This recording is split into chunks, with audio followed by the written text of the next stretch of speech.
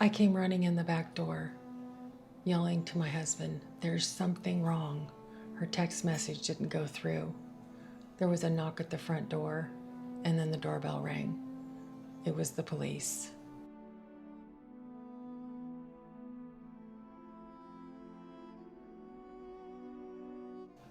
Hi, it's Evie. This is not a fun story to tell, but I do want to tell it. It was March 20th, 2021, and it was a Saturday, and it started out like any other normal Saturday. It was a nice day. I had gone to Walmart. I was picking out some plants for the backyard, and I sent some pictures to my daughter. When I came home, I sent her more pictures, and the last picture didn't go through, which meant her phone wasn't on or she didn't have service. I came running in the back door, yelling for my husband, "Something's wrong, the text message didn't go through." And somebody was at the front door, there was knocking and a doorbell. And I opened it, and my husband was right behind me. There were 2 police officers and 1 detective. And I looked at him and I said, "Does this have to do with Sarah?" And they said, "Unfortunately, it does." And I said, "Is she dead?" They said, "Yes, unfortunately, she is." And I felt my legs get very weak. And my husband tried to grab me, and I brushed him off. I still regret that. We talked for a few minutes. I don't know what was said. We came inside. They asked if they could come inside, and I said, "Yes, of course." And we all sat down, and I said, "Are you sure? Are you 100% sure that it's her?" And they said, "Yes." And I said, "How?" And they said, "Because she has tattoos and she's been arrested before." And I said, "Okay." And I said, "Well, how did you find me?" And because our last names don't match. And they said that they went to her Facebook, and I think it was from January, just a couple of months before. She had been like playing in the snow, like on this snowboard type thing, like sliding down a hill. And it was a small short video, and I said, "I love you." And she goes, "I love you too, Mom." So then they looked my name up from there. And they stayed for a couple of hours. And it was done as nice and as well as I could have hoped for the news that they brought. And I went many nights without sleep, even though I've moved past the initial part of the grief. It's still hard. It's harder some days than it is other days. Today is not particularly hard, but it is sad. And so I wanted to talk to you about how to get through something like this, past something like this, and carry on with your own life, because it is worth living, even when it doesn't feel like it is. Even though this is still very sad for me, and it's hard to talk about, I didn't mean to kind of get weepy there for a minute, but I had to realize that there is still plenty to live for. I still have my family, my husband, my dad, my son, his wife, their 2 kids. I have friends, and it's not my time yet, so I have to find a way. I had to find a way to live the best I knew how, and to put grief in its own compartment once I got past the initial harsh part of it. I don't remember what day it was. It was early in the first few days of it, and I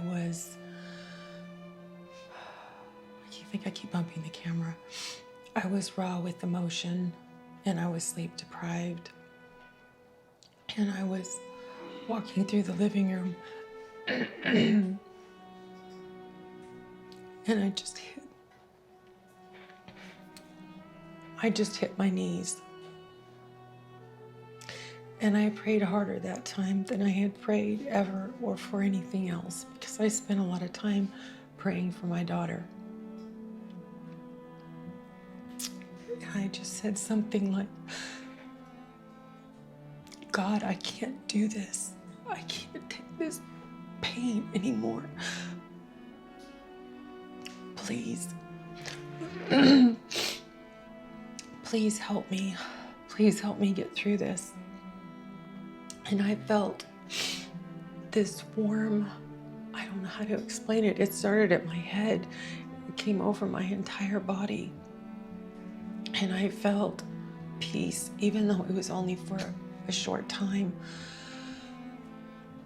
I was able to stand up and walk into the bedroom and go to sleep. Okay, I'm a little more composed now. I learned to lean into my faith. And even though I was a Bible reader, I didn't read every day. I started from the day she passed till present, reading every day. I read that in the morning before I do anything else.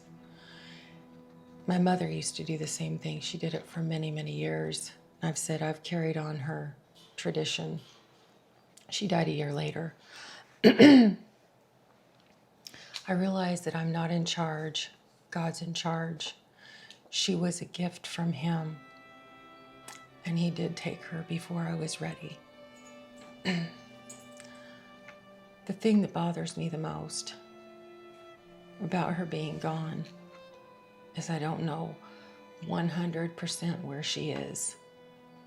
And I don't think anybody can honestly or truthfully tell me that they know where she is either, because God's the one that knows. I know she believed. I know she had Bibles. I know she went into many rehabs and she came out better and stronger. And she just couldn't quite get past her addiction. And I don't know how that works out when you're continuing in a sin and you haven't stopped. I did have a dream about her within the first week after she died, and her and I were in a big meadow of flowers, and we were holding hands and we were skipping. And her boyfriend at the time told me that was heaven. And that's where you'll get to see her someday. And I really, really hope that that's true. But I won't know until I know.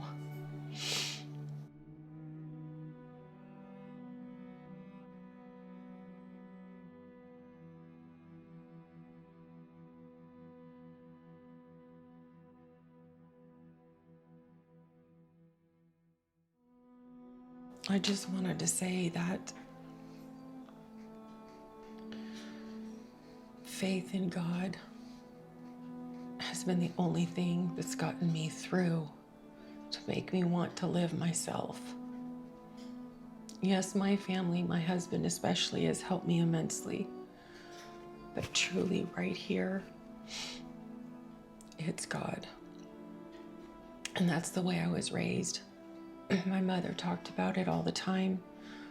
We went to church, and thank goodness for that, because if I didn't have that as a foundation when I was a child, I don't know where I would be right now.